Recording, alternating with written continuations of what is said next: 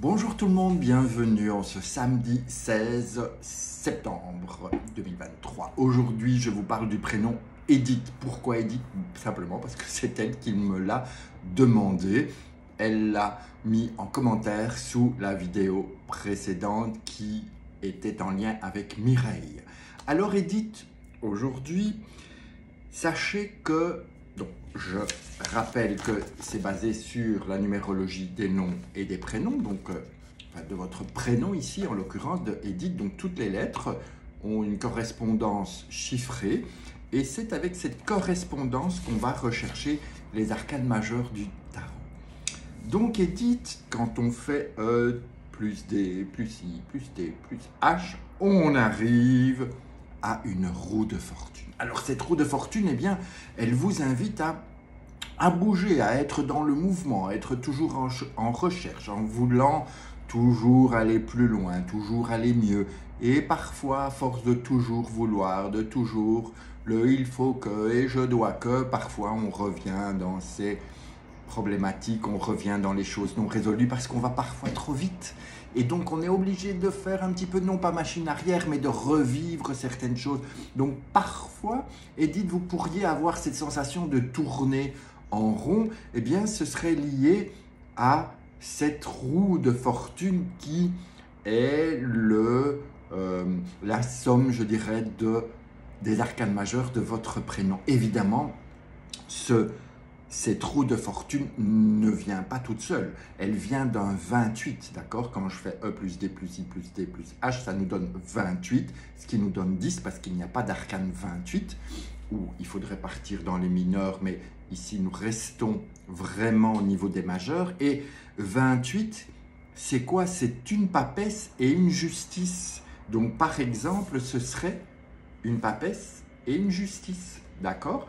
Ces deux-là nous donnent 10 forcément, et ça nous fait cette roue de fortune du savoir, des choses que l'on cache, mais ce besoin que les choses soient justes pour vous, que les choses soient équilibrées en tant que femme, en tant que personne de savoir, en tant qu'apprenti aussi. Il y a cette recherche de vérité, cette recherche de justesse qui vous caractérise et qui vous fait toujours avancer à vouloir en savoir un peu plus.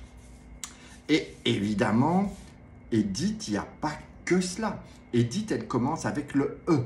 Et ce E qui représente le chiffre 5 n'est autre que notre pape. Cette personne de cœur, cette personne de savoir également, va vous permettre d'avoir en vous cette capacité innée de connaître beaucoup de choses et de pouvoir le communiquer aux autres, de pouvoir aussi être vraiment quelqu'un qui, à mon sens, Edith, vous devriez être quelqu'un qui parlait avec le cœur, quelqu'un qui aime que les choses soient belles, que la bonté en chacun puisse émerger, et notamment en vous-même. Vous devriez être, je crois, quelqu'un qui est bien écouté par, si vous avez des enfants, par les enfants, par les autres, par vos collègues, en tout cas quelqu'un de respecté aussi. Ensuite, on vient avec ce D qui est l'empereur. Et cet empereur vous amène quand même une structure, une rigueur, ce besoin de mettre les choses bien à place, de vous asseoir. Donc il y a quand même ce côté, la sagesse, la connaissance, le savoir, avec la rigueur de l'empereur et ce déterminisme. Nous avons déjà deux masculins qui vous donnent cette force et cette empreinte, parce que ces deux ensemble vous emmènent à chercher toujours plus loin qui vous êtes, ce que vous voulez, et forcément d'aller chercher aussi plus loin vers les autres pour leur ramener toutes vos connaissances et leur ramener un maximum de possibilités.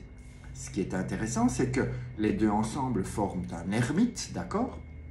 Et qui c'est qui représente le I? C'est un ermite. Donc, quelque part, il y a en vous ce besoin d'introspection, de calme, de paix intérieure, d'aller chercher en vous-même les réponses, d'aller chercher les solutions pour pouvoir apporter aux autres toujours plus, toujours une meilleure connaissance. Vous avez 3 masculins qui sont là. Donc Edith, vous pourriez avoir un caractère bien trempé. Ça ne veut pas dire que c'est négatif, d'accord? On a besoin de gens comme vous qui avez cette énergie masculine aussi qui est là pour dire « Allez les gars, on y va quoi, arrêtez de glander, on y va, on est parti. » Et allez, moi, je sais. Parce que vous savez, vous avez cette connaissance innée des choses.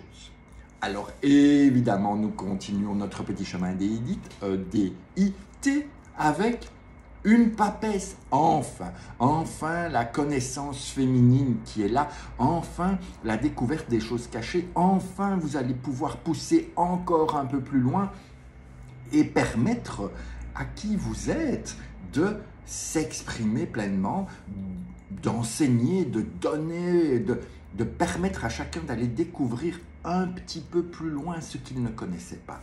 Pour terminer avec une justice. Et ce qui est marrant, c'est que vous voyez les deux là, je vous en ai parlé tout au début, c'est que la somme de tout ça vous donnait une roue de fortune par le biais d'un 28, d'un 2 et d'un 8 qu'on retrouve déjà dans votre prénom à la base. Donc, c'est d'autant plus renforcer ce besoin de justesse, ce besoin d'équilibre, le besoin d'être quelque part juste et honnête vis-à-vis de vous-même, mais aussi vis-à-vis des autres. C'est quelque chose d'important. À mon sens, Edith, vous ne devriez pas, vous ne supportez pas l'injustice. Une injustice, quelle qu'elle soit, partout, en ce qui concerne tout. Donc, veillez peut-être à ne pas trop vous impliquer pour des choses dont vous n'êtes pas concerné directement. Évitez cela, mais à vous de voir, d'accord? Donc, on ne va pas s'arrêter là, puisque je continue ma petite introspection. Qu'est-ce qu'on a encore? Qu'est-ce que je pourrais vous dire d'autre? Je vais venir avec mon empereur, enfin votre empereur et votre ermite. Je ne revenais plus sur le nom, ils sont devant moi, mais bon. L'empereur et l'ermite, c'est... comment je vais vous dire ça? Ça correspond à cette solitude de l'empereur. L'ermite qui emmène cet empereur à cheminer, à être seul avec lui-même. Et cette solitude de l'empereur, pour être bien vécue, qu'est-ce qu'elle vous demande?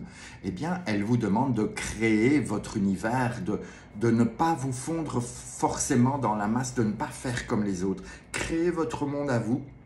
Créez votre univers pour sortir de cet enfermement et de sortir de ce côté je peux pas, je vais pas y arriver. Si, vous êtes la créatrice de votre univers et vous pourrez vous épanouir en tant que Edith.